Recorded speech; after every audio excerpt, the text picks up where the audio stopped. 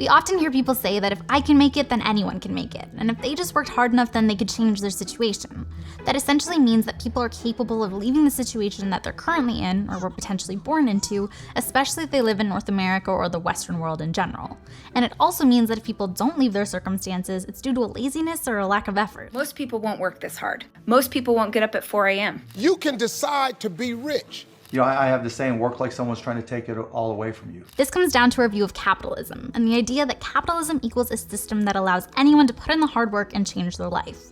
Kind of goes along with the whole American dream thing. But what I've come to realize throughout my 26 years of life so far is that sure, anyone could make it, but not everyone can. The structure of capitalism and the world as we know it relies on everyone not making it. In fact, the bottom group of people needs to remain big and wide in order for those on top to stay there. Actually, let's break that down even further. Can anyone even make it in the first place? Is that part actually true? Capitalism is a big topic that we could look at from so many different perspectives, but I want to narrow it down to specifically looking at the relationship between employees and employers, or workers and owners. Capitalism is a system that strives to make money, so short-term profits above all else, along with the goal of growth and making more money at any expense. And in order to do that, there's this clear divide between the working class and the owning class. Now, the goals of those two individual classes completely clash with each other. The working class are people who trade their time and labor, so physical, mental, or both, for a salary.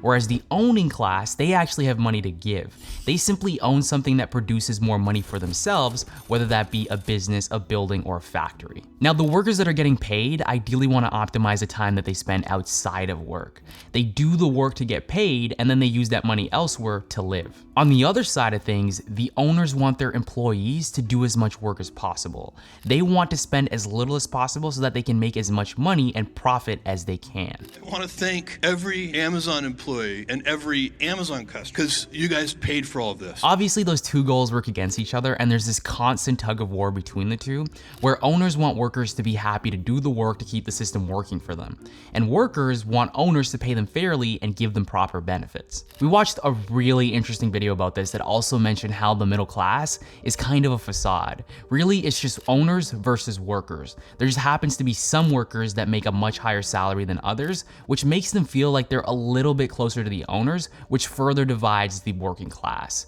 But we'll have more on this in a future video. I really think this piece is kind of eye-opening because it really simplifies the system. Either you own and you make money for yourself, or you work and you make money for others while earning a salary for yourself. And listen, being a worker isn't a bad thing, which is kind of the whole point of what we're talking about here. It just has to be acknowledged that in order for the owners to be at the top, or in order for those like really highly paid workers that make a lot of money to be near the top, there has to be this strong base of workers literally running the machine and creating the wealth for those people. So we've got workers and we've got owners. Where does the hard work come into play here? You know, the part where people say that if you just work hard enough, then you can make it. And on that note, what does making it even mean? Stop crying and just keep hustling. Hustle is the most important word ever. I think that in order to answer those questions, we have to dig more into our collective view of capitalist societies. And one perspective that I think is pretty common is people saying that capitalism allows people to create their own future and kind of levels the playing field. As long as you're able to work hard and create something that the market wants, then you can become rich. And in those same arguments, people tend to bring up really specific rags to riches stories that show that anyone, even if they started in the worst of circumstances, can make it to the top. I actually read one person's opinion piece on this that I think highlights it really well. What they said is being born into unfortunate circumstances does not prevent a person from becoming successful. It just doesn't. Upward mobility is a reality that's easily observed in the countless rags to riches stories that dot Americana.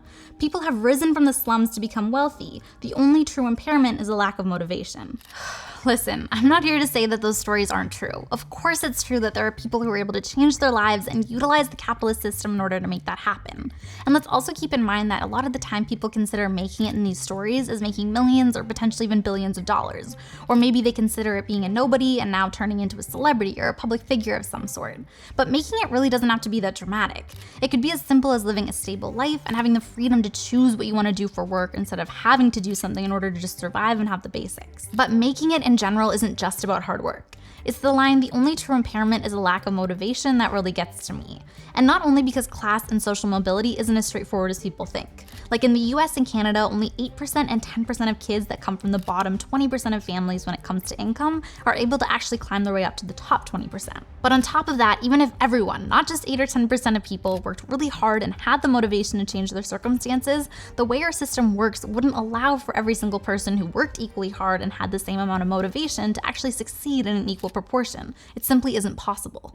The reason it's not possible is because owners need workers in order to continue to be wealthy. And for every new owner or super highly paid worker that pops onto the scene, there's a new batch of workers that are needed in order to push them further and further up the ladder. Again, for every person that makes it, there needs to be multiple other people who don't. It's also important to look at the full picture when it comes to throwing around statistics or stories.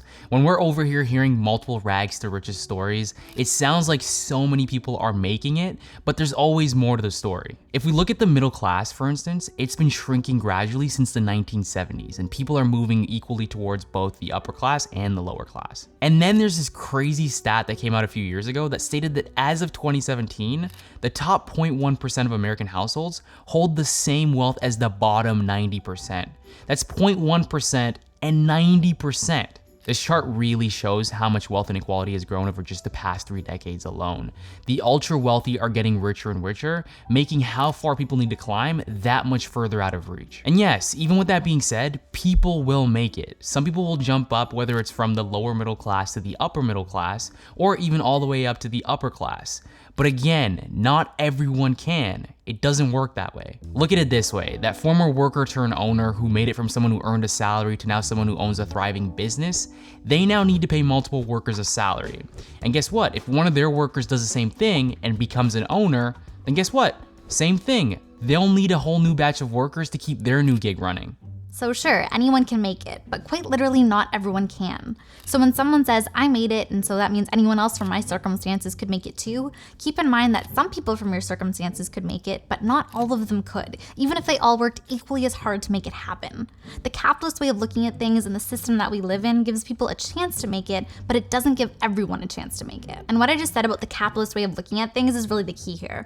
Like for us, we live in Canada, which obviously does have similarities with the US, and we're both in mixed market economies with some capitalism in there. But some of the differences are that Canada has universal healthcare. I'm a lot less likely to have that impossible to pay medical bill debt pile up than you are if you live in the US. And we also have more employee protections, like how the fact that almost 75% of Americans are at-will employees when that doesn't even exist in Canada because it's illegal. But even with those more socialist policies, a lot of Canadians feel the influence of capitalism and have that philosophy that if I can make it, then anyone can, and if you don't, then you're just lazy. But how can that be true when our system needs people at the bottom, lazy or not? As long as there needs to be people at the bottom in order for others to stay at the top, then I can't accept that everyone at the bottom is just lazy, because there would need to be people at the bottom no matter what. And here's the thing, capitalism isn't going anywhere, at least not anytime soon. It's embedded into these countries' fabric. And of course things could change, but let's assume that capitalism and its impact is here to stay for now. So if it's here, let's look at it for what it actually is. Let's say that in theory, anyone could make it, but not everyone can. And since not everyone will, because they can't, let's make sure that we're treating people and workers fairly and optimally. Not just because it's the human thing to do, but also because people are going to perform better on the job and contribute more to the world if they have their basic needs met. And that, in simple words, is where we stand on this. Learning how our systems actually work, understanding its flaws, and then sharing that way of looking at it. A lot of the time, distractions are thrown at us, literally all of us, in order to keep certain systems running smoothly and in the same way. Capitalism uses the possibility of class mobility to get people to focus on what they could have, which is actually fine because it could be a great motivator, but the problem is forgetting that even if you could have it, a lot of people won't, and they should still be treated well. We'll be talking about class mobility in a video that we have coming soon, so make sure you're subscribed down below in order to catch it. And yeah, if you haven't already, make sure you like down below. It really does help out the channel a ton. And yeah, if you want to check out one of our previous videos on billionaires specifically, if you want to hear kind of our general thoughts on that, make sure you check out that video next door, and we will be back. You know the vibes. Let's go.